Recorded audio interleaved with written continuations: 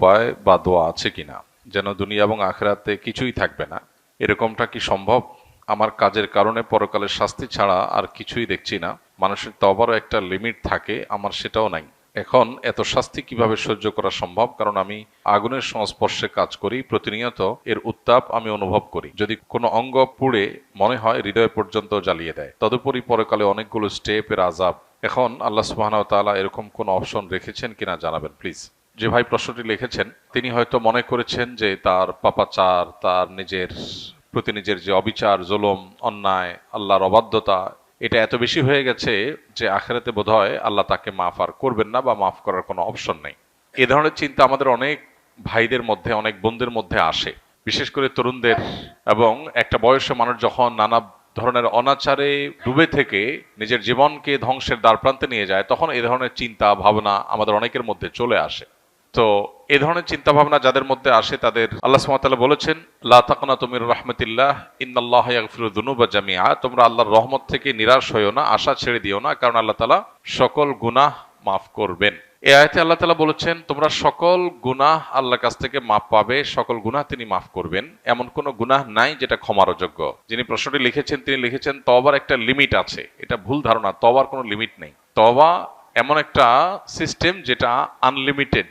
বান্দার তওবার কোনো লিমিটেশন নাই যে আল্লাহ এর পরে আর মাফ করবেন না, এমন কোনো কথা কোরআন হাদিসে কোথাও বলা হয়নি। বরং বান্দার পাপ বা অপরাধ যত বেশি হোক না কেন, আল্লাহর ক্ষমাশীলতা তার চাইতে অনেক বেশি। কেউ যদি মনে করে যে আমার পাপাচার এত বেশি হয়ে গেছে যে আল্লাহ মাফ করতে পারবেন না, তিনি তার পাপাচারকে আল্লাহর ক্ষমাশীলতার চাইতে বড় মনে করেন, বেশি মনে করেন, যেটা আল্লাহ সম্পর্কে তার ভুল ধারণা। তো এই ধরনের নৈরাশ্য শয়তান মানুষের মধ্যে সৃষ্টি করে। আল্লাহ বলেছেন ওয়ালা ইয়াসমির রাহিল্লাহ ইল্লাল কওমুল কাফিরুন। আল্লাহর রহমত থেকে অবিশ্বাসী সম্প্রদায় ছাড়া, কাফির ছাড়া অন্য কেউ আর আশা ছাড়ে না। রহমতের আশা কেউ ছাড়তে পারে না।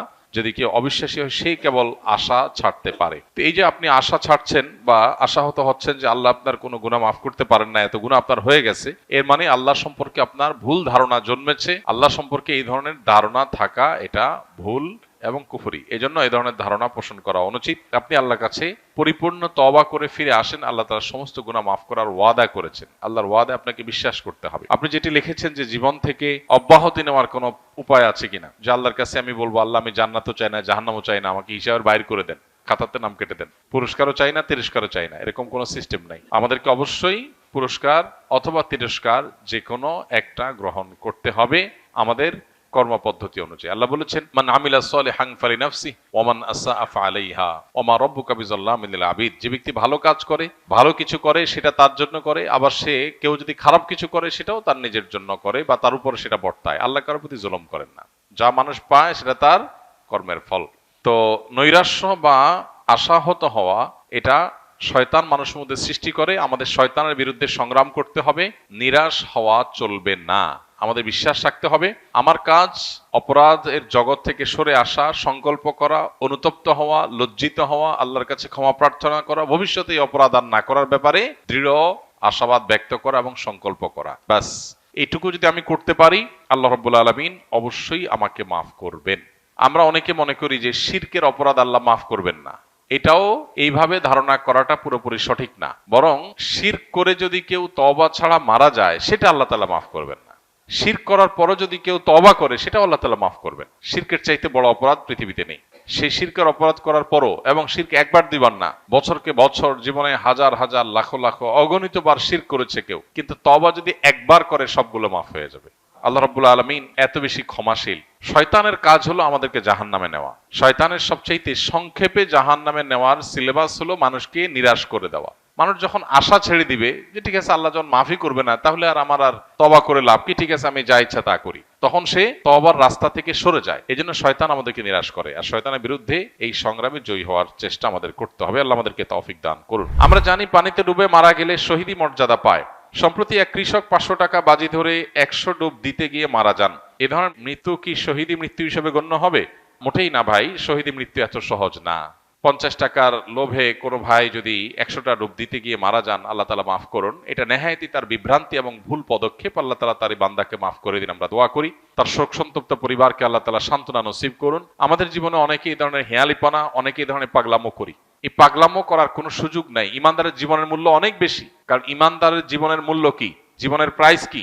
জান্নাত। ইমানদারের জীবনের মূল্য কি? জান্নাত। মানে জান্নাতের মতো সবচেয়ে ছোট জান্নাত যে জান্নাতি পাবে, সেও এই পৃথিবীর কমপক্ষে 10 গুণ বড় জান্নাত পাবে।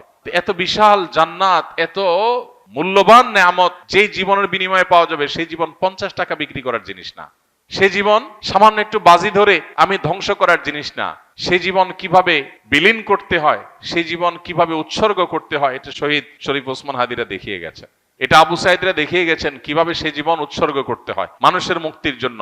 এই যে অন্যায়, এই যে অনাচার সমাজে হচ্ছে, আমরা সেটা বাধা প্রদান করার জন্য যদি বের হই, আমি বলছি না আপনাকে মাস্তানি করতে, আপনি সমাজের মানুষকে অন্যায় থেকে বাধা দেওয়ার জন্য কাজ করেন, এরপরে যদি আপনার উপরে চাপ আসে, বাধা আসে, জুলুম আসে, সহ্য করেন, যদি জীবনও চলে যায়, সার্থক, শাহাদাতের মর্যাদা লাভ করবেন।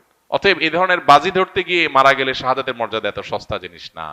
হ্যাঁ, এটা ঠিক যে হাদিসে আছে পানিতে ডুবে মারা গেলে শাহাদাতের মর্যাদা পাওয়া যায়। সেটা কে? অ্যাক্সিডেন্টলি যদি কেউ পানিতে ডুবে মারা যায়, এটা তো অ্যাক্সিডেন্টলি মৃত্যু বলা যাবে না, বরং এটা নিজেকে বিপদের দিকে ঠেলে দেওয়া বলা যায়। আল্লাহ তাআলা বলেছেন, ওয়ালা তুলকু বিআইদিকুম ইলা তাহলুকা, তোমরা নিজেদেরকে ধ্বংসের দিকে ঠেলে দিও না। এটা ধ্বংসের দিকে ঠেলে দেওয়া। আপনার নিশ্চিত কষ্ট হবে, বিপদ হবে, জেনেও সে কাজটা করা আপনার জন্য জায়েজ নাই পার্থিব কারণে। হ্যাঁ, আল্লাহর সন্তুষ্টির জন্য, আল্লাহর রাহে, আল্লাহকে খুশি করবার জন্য যদি আপনার জীবন যৌবন সবকিছু দিয়ে দিতে হয়, এটা সার্থকতা। এটা সার্থকতা, কারণ এর বিনিময়ে আপনি জান্নাত লাভ করবেন। তো যাই হোক, আল্লাহর বান্দা, তার ফয়সালা আল্লাহ তাআলাই করবেন। আমরা দোয়া করি আল্লাহ তাআলা তাকে মাগফিরাত নসিব করুন। আমরা দোয়া করি আল্লাহ তাআলা তার শোক সন্তপ্ত পরিবারকে সান্ত্বনা নসিব করুন। তবে এই ধরনের কাজ কারো করা উচিত না, এবং যারা বাজি ধরেছে তার সাথে, তাদের ব্যাপারে পুলিশি তদন্ত হওয়া উচিত। যে একজন মানুষকে 50 টাকার বাজি ধরে 50 টাকার লোভ দেখিয়ে বা যেভাবেই হোক এভাবে 100 ডুব দেওয়ার জন্য এরকম রিস্কি কাজের মধ্যে ঠেলে দেওয়া, এটা আদৌ তার এটার পেছনে কোনো দুর্বিসন্ধি আছে কিনা, বা এই ধরনের হেয়ালিপনা সেই বা কেন করলো, এটা জবাবদিহিতার আওতা আনা উচিত। মানুষের জীবন এত সস্তা না। অতএব আমরা কোন অবস্থাতে এই ধরনের হেয়ালিপনায় যাব না। পৃথিবীতে এমন অনেক দেশ আছে যেখানে ধর্ম পালন নিষিদ্ধ, সেখানে ইন্টারনেটও নেই। উদাহরণত উত্তর কোরিয়া।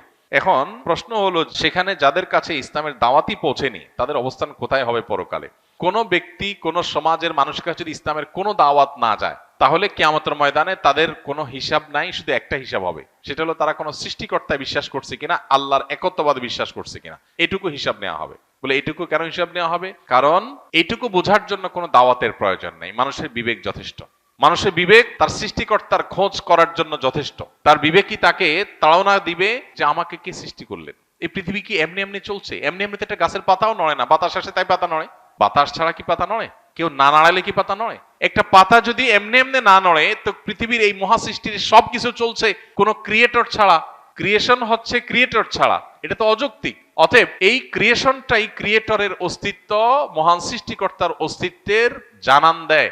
এই কথা বোঝার জন্য, আল্লাহর অস্তিত্ব এবং একত্ববাদে বিশ্বাসী হওয়ার জন্য কোন নবী রাসূলের দাওয়াতের প্রয়োজন নাই। মানুষের কমন সেন্স যথেষ্ট। এতটুকু বিশ্বাস যদি ধারণ করে, বাস তারা আখিরাতে নাজাত পেয়ে যাবে, তাদের আর কিছু